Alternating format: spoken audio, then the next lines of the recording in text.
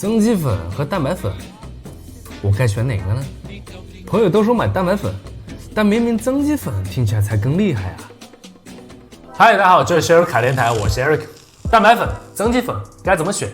今天就帮你搞明白。要确定它们各自的用途，首先你得弄清楚它们的成分有什么区别。这里我就拿我自己在喝的 MyProtein 举个例，我们一起来看一下它们各自的成分表。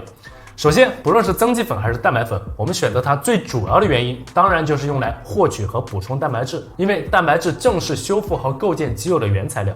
我们练得很辛苦，但蛋白质摄入不足，这个就像是摩天楼的图纸画好了，工人也找好了，但就是不给你钢筋和混凝土。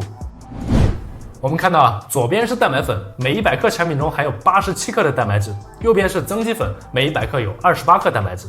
看来还是买蛋白粉才够划算啊！别急，进度条告诉你，事情并没这么简单。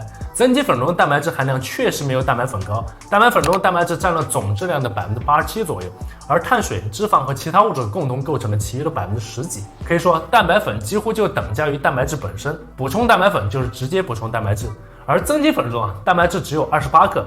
大头却是碳水化合物，竟然有64克。同样的碳水在蛋白粉中却只有仅2克左右。用碳水来替换掉中的蛋白质，难道是商家缺斤少两、偷梁换柱？当然不是，这个就要说到碳水化合物的作用。它除了能给身体提供热量，加快训练后体内糖原的恢复，增强训练力量和状态，最关键的是能推动体内合成代谢的进行。换句话说，就是能提高肌肉修复以及合成的效率。我们同样拿之前的例子来讲，蛋白质如果是修建大楼的螺纹钢和高标混凝土，那么碳水化合物就是建筑工人。我们人手越多，就能加快修建的进度。但稍微懂一点宏观营养素的朋友就会奇怪，那米饭、面条、水果、土豆不也都是碳水吗？我还犯了专门买增肌粉中的碳水。这就要说到增肌粉所针对的群体的特殊性。通常我们会在增肌的时候摄入足量的碳水，就比如说每公斤4到6克左右。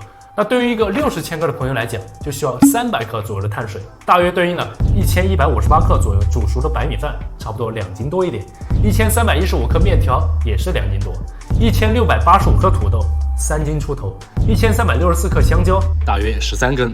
对于一个胃口好、饭量大的人来说，这个量并不多。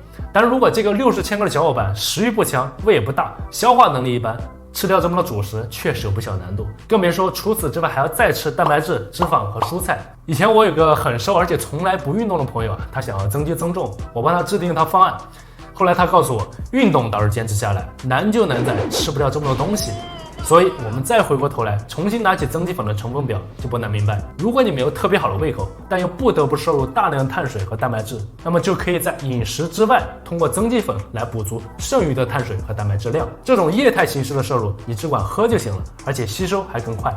所以总结一下，如果你属于以下几种情况中的一种，那么增肌粉就更适合你。但如果你的体重正常或者是偏重，那不论你的目的是增肌、减脂还是维持，都应当首先考虑的是蛋白粉。有条件的还可以选择蛋白质含量更高、碳水脂肪含量更低的分离乳清蛋白粉。增肌粉就不太适合了，不然心心念的腹肌还没见着，游泳圈却日渐厚实，最后还跑去质问老板。现在你应该知道你究竟该选择蛋白粉还是增肌粉了，屏幕上告诉我。